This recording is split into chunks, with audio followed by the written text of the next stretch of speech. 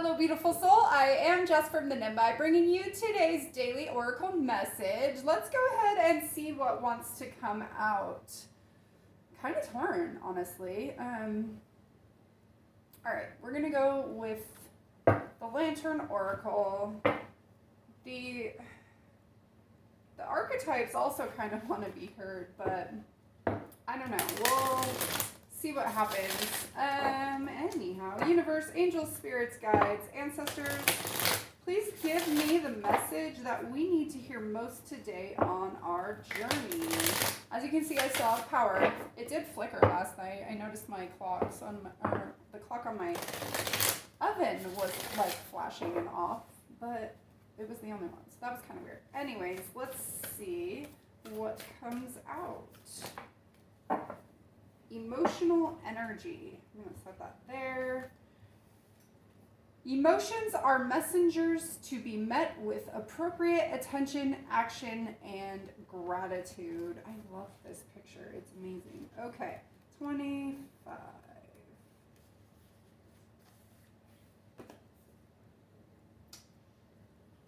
Okay. Emotion is energy. Each emotion vibrates somewhere different along the spectrum of high to low frequency. The positive emotions have a higher energetic frequency, and they are light and vibrant. The uncomfortable or negative emotions have a slower energetic frequency. They are denser and therefore heavier. Calm is neutral and is located at the center of the spectrum. It is our optimal homeostatic setting and the equilibrium to which our bodies seek to return in response to any deviation. Uncomfortable emotions that we neglect can potentially result in unhealthy suppression or outbursts of reactive behavior and thoughts that take us in circles that spiral downward.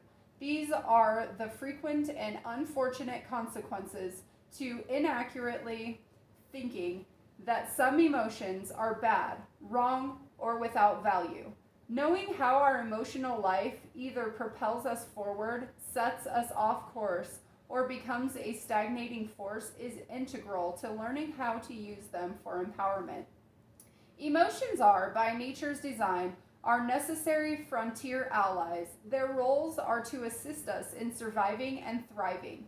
However, until we work effectively with them, the second remains an unrealized potential. The messages our emotions communicate to us are important and worthy of being made a priority. They are the body's, which is part of the unconscious, way of talking to you. When we adequately engage with our emotions, they can function as the keys that revitalize the healthy flow of our vital life force. It is when we neglect how we feel that emotions become the oppressive confusion and inaction that suspends us. Our emotions and their stories require us to know them so that we understand their context. Knowing the meaning and significance that each emotion's backstory holds is necessary for deciphering the coded language that they speak and the core needs to be met in our present. Essentially, emotions are the gateway to our inner child. They need our time, patience, and adequate caretaking to work their alchemy in our life. If you are not yet particularly attuned to your emotions, now is the time to become so. Start by frequently checking in with how you feel and making a note of it in your journal at least 3 times a day. Include notes on what you are doing, what you are thinking, your location, and the individuals in your company. After a week of recording these aspects, look at your answers. Color code your emotions to notice the patterns and themes.